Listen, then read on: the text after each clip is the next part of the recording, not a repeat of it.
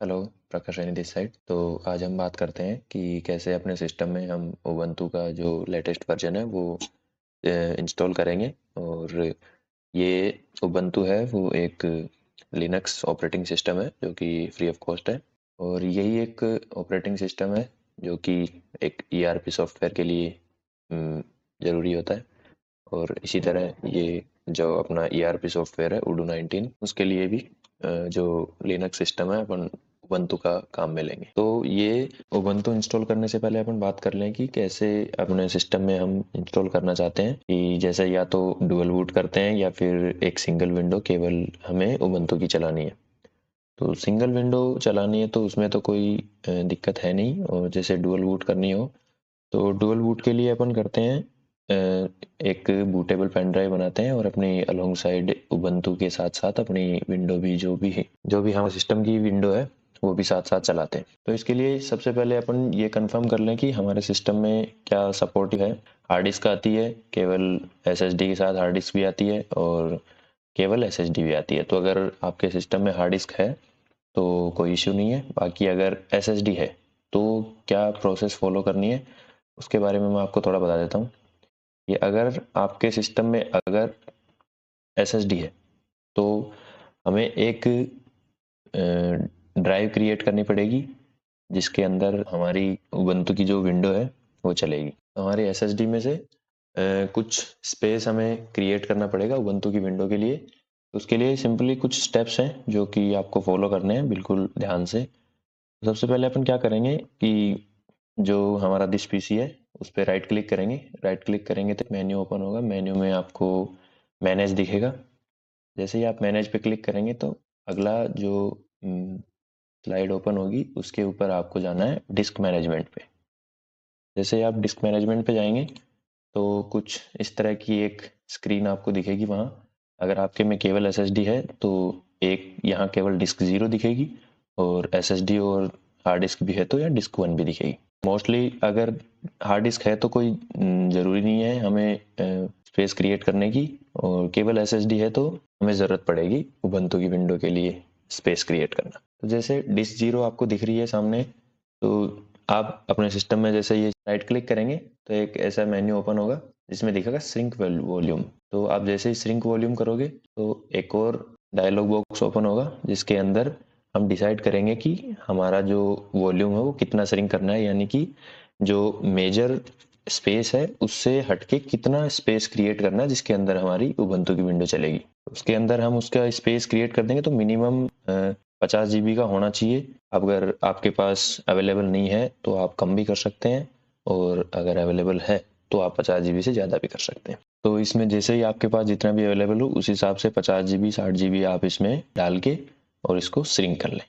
उसके बाद जैसे ही आप श्रिंक कर देंगे तो श्रिंक करने के बाद आपको अपने ये दिखेगा एक अलग से बॉक्स बना हुआ, जितना भी स्पेस आपने जितनी यूनिट का क्रिएट किया है वो आपको अलग दिख जाएगा। ठीक है, ये प्रोसेस हो गया एक एसएसडी वाले सिस्टम में ड्राइव क्रिएट करने का, जिससे अपन उस ड्राइव में अपनी उबंटू की विंडो चला सकें और अपनी एसएसडी की जो मेन है उस पे अपन अपनी विंडो चला सकें। यानी कि एक टाइम पे अपन एक सिस्टम में दोनों चीज़ें चला सकते हैं, विंडो भी चला सकते हैं और उबंटू का लिनक्स भी चला सकते हैं।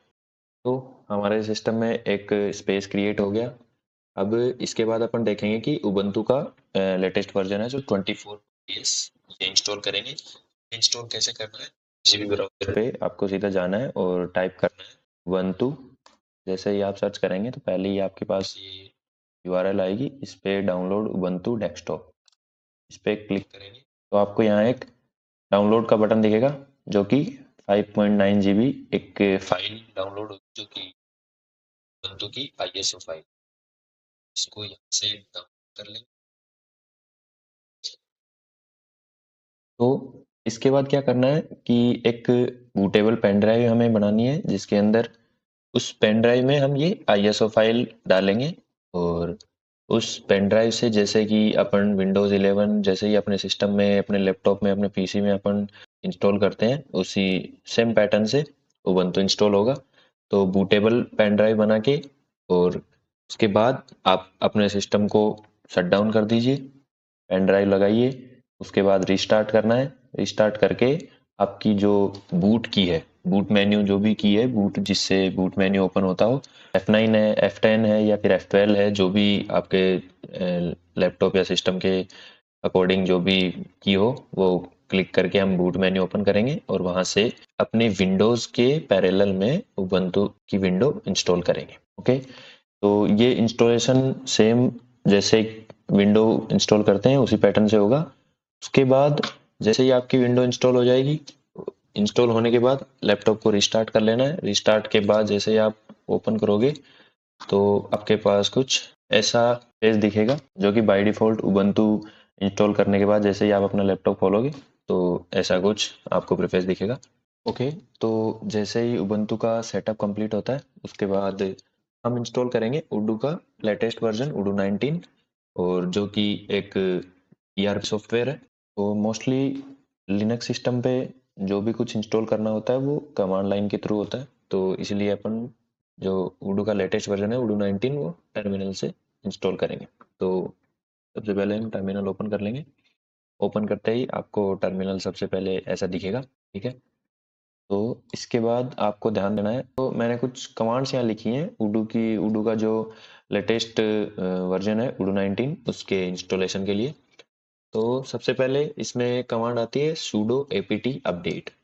तो ये कमांड मैं कॉपी करके मेरे टर्मिनल में पेस्ट करूंगा और इंटर करूंगा।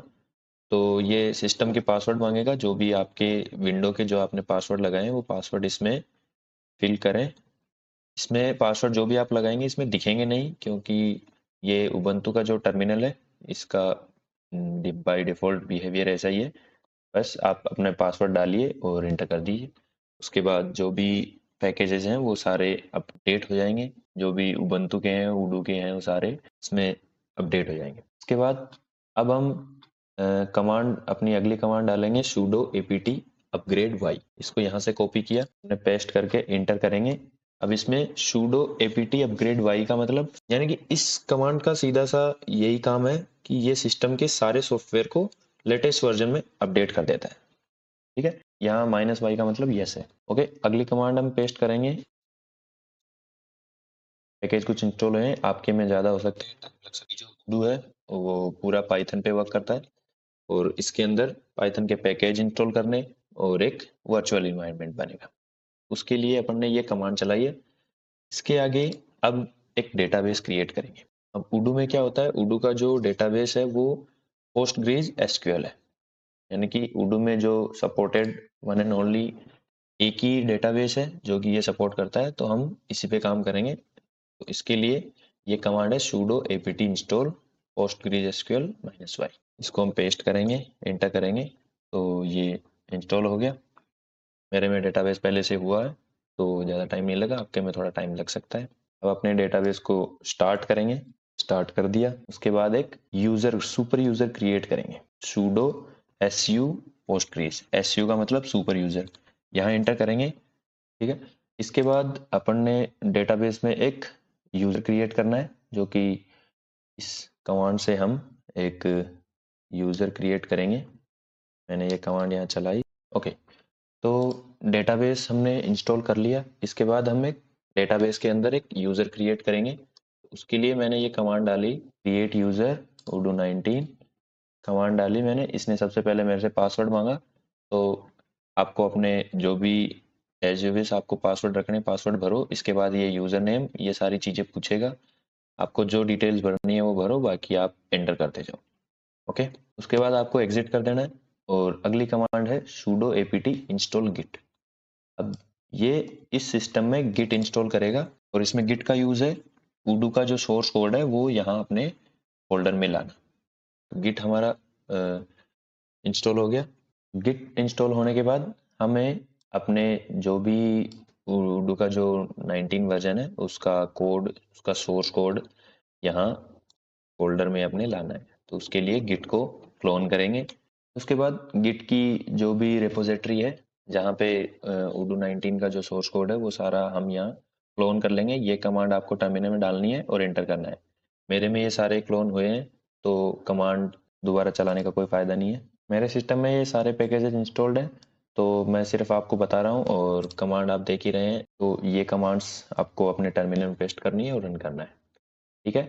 उसके बाद आपको अपने फोल्डर में एक वर्चुअल इन्वायरमेंट क्रिएट करना है। वर्चुअल इन्वायरमेंट बोले तो क्या करेगा? वर्चुअल इन्वायरमेंट ये करता है कि जो अपने पाइथन के पैकेजेस हैं और जो उडू के पैकेजेस हैं, इन दोनों के सोर्स कोड और लाइब्रेरी जो भी इनके अलग अलग कोड हैं, उन दोनों को मिक्स नहीं होने देता वर्चुअल इन्वायरमेंट। वर्चुअल इन्वायरमेंट में पाइथन के पैकेज रहेंगे और बाहर जो मेन फोल्डर है उसमें उडू के रहेंगे। तो ये कमांड्स आपको पेस्ट करके, जैसे ही आप यहाँ पेस्ट करोगे तो उसमें वर्चुअल इन्वायरमेंट क्रिएट हो जाएगा और एक्टिवेट हो जाएगा। उसके बाद आपको PIP इंस्टॉल व्हील करना है, जिससे PIP इंस्टॉल व्हील क्या काम करता है, जो पाइथन का लेटेस्ट वर्जन है पाइथन 3, उसके जो भी इसमें ज़रूरत पड़ेगी जिन जिन पैकेजेस की, वो सारे इंस्टॉल कर लेता है। और उसके बाद इन दोनों कमांड्स में आप मतलब प्रेफर करो कि दोनों ही चला दो। बाकी एक से भी काम मोस्टली हो जाता है, लेकिन कई बार एरर आ जाती है तो दोनों चलानी पड़ सकती हैं। तो कई बार एरर आ जाती है तो दोनों भी चलानी पड़ सकती हैं, इसलिए मैं प्रेफर करता हूँ कि आप दोनों ही चलाओ, क्योंकि जिस भी पैकेज की एरर आएगी वो एडजस्ट इसमें से हो जाएगा। उसके बाद ये जैसे ही कंप्लीट हो जाए, PIP इंस्टॉल रिक्वायरमेंट .txt है, ये इंस्टॉल होने में थोड़ा सा टाइम ले सकता है, ये प्रोसेस थोड़ा सा लंबा चल सकता है। ओके, पाइथन के रिक्वायरमेंट जो भी पैकेजेस हैं सारे इंस्टॉल्ड हो गए। एक उडू 19 के लिए कॉन्फ़िगरेशन फाइल क्रिएट करनी है, तो उसके लिए ये कमांड अपन यहाँ डालेंगे। मैंने ये कमांड डाल के जैसे ही इंटर किया तो मेरी कॉन्फ़िगरेशन फाइल ओपन हो गई। मेरी में पहले से ये डेटा है, आपकी में नहीं होगा, इसलिए मैंने इधर दे रखा है डेमो डेटा। ये आप ऐसा अपनी फाइल में पेस्ट कर सकते हैं और उसको सेव करके एग्जिट कर सकते हैं। सेव एग्जिट कैसे करेंगे? ओके, तो जैसे ये डेटा आप अपनी फाइल में पेस्ट कर दो, उसके बाद आपको क्या करना है, फाइल को सेव करना है और एग्जिट करना है। सेव कैसे करोगे? सेव करेंगे फाइल में Ctrl+O, एंटर और Ctrl+X, ऐसे अपन फाइल से सेव करके बाहर आ सकते हैं। तो ये सब कंप्लीट करने के बाद जैसे ही हम हमारा सर्वर लोकल होस्ट 8069 पे रन करेंगे तो हमारे पास कुछ ऐसा इंटरफेस आएगा। इसके ऊपर एक मास्टर पासवर्ड दिया होगा और ये सब सारी डिटेल्स फिल करके आप क्रिएट डेटाबेस करेंगे तो उसके बाद आपके सामने कुछ ऐसा इंटरफेस ओपन हो जाएगा, जो कि मेन डैशबोर्ड है कि लेटेस्ट वर्जन 19 का। इसके बाद अपन इसमें आगे की सारी चीज़ें, कैसे मॉड्यूल काम करते हैं, कैसे सारी चीज़ें वर्क करती हैं, कैसे नए मॉड्यूल बनाएंगे। ओके, इसके बाद अपन सीखते हैं कि कैसे उडू का जो लेटेस्ट वर्जन है उडू 19, इसमें मॉड्यूल्स वर्क करते हैं और कैसे मॉड्यूल अपन एक मैनुअली अपने से क्रिएट कर सकते हैं और जो मॉड्यूल्स क्रिएट किए हुए हैं उनको यूज़ कर सकते हैं। जैसे कि मैं आपको सिंपली एक सेल्स वाला मॉड्यूल में अगर आपको समझाऊं, तो इसमें हम ऐप्स में जाएंगे और हमारा सेल्स का मॉड्यूल जैसे ही ओपन करते हैं तो हमारे पास कुछ एंट्रीज आपको डेमो में दिख रही होंगी कि एक नंबर है, क्रिएशन डेट है, कस्टमर है, सेल्स पर्सन है और एक्टिविटीज और कुछ अमाउंट वगैरह हो रहा है। तो ये एक सेल्स की एक एंट्री की हुई है। अपन यहाँ से एक न्यू कोटेशन भी रेडी कर सकते हैं। एक न्यू कस्टमर, जैसे मैंने एक यहाँ कंपनी का नेम लगा दिया प्रणव IT सॉल्यूशन। के बाद मैं यहाँ कोई प्रोडक्ट ऐड करूँगा। मैंने एक प्रोडक्ट ऐड किया, मैंने लगाया जिंदल टाइल्स, मैंने क्रिएट कर दिया प्रोडक्ट और उसके बाद क्वांटिटी 1 लगा दी मैंने। यूनिट प्राइस में लगाऊंगा 3000 लगा दिया मैंने। यहाँ टैक्स इस पे लग गया और सारा कुछ ये कंप्लीट होके इसकी यहाँ टोटल अमाउंट आ गई। उसके बाद इसको मैं सेंड करूँगा। ये जिसके पास भी अपन सेंड करना चाहते हैं वहाँ इनकी ईमेल लग जाएगी। जैसे ही मैं इनको सेंड करना चाहूँ, मैं इनको हेलो क्रिएट इनवॉइस कर देंगे, क्रिएट ड्राफ्ट, और ड्राफ्ट क्रिएट हो गया, कंफर्म कर देंगे और सेंड करेंगे तो ये ईमेल सेंड हो जाएगी। ये जिम ऐप का एक कस्टम मॉड्यूल मैंने क्रिएट किया जिसके अंदर नेम, एज, मोबाइल नंबर और एड्रेस 4 चीज़ें आती हैं। जैसे ही नई एंट्री में इसमें डालता हूँ नेम, जैसे मैंने डाल दिया इसमें रूहान है, मैंने उम्र डाली 23 है, फ़ोन नंबर डाल दिए मैंने कुछ भी 1 2 3 4 5 6 7 एंड एड्रेस डाल दिया मैंने जयपुर। ओके, जैसे ही न्यू पे क्लिक करेंगे हम जाके अपने मेंबर्स की लिस्ट चेक करेंगे तो एक रूहान ऐड हो गया हमारी लिस्ट में। तो इस तरीके से कस्टम मॉड्यूल क्रिएट करके उसमें अपन एंट्रीज कर सकते हैं और ऐसे मॉड्यूल को हम मॉडिफाई भी कर सकते हैं। जैसे हमें इस फॉर्म के अंदर नेम, एज, मोबाइल नंबर और एड्रेस के साथ साथ उस पर्सन का वेट भी चाहिए, क्योंकि हमारा मॉड्यूल जिम से रिलेटेड है तो वेट भी ज़रूरी है। तो उसके लिए हम इसमें एडिट कुछ मॉडिफाई करके उसमें वो वेट का इनपुट भी डाल सकते हैं।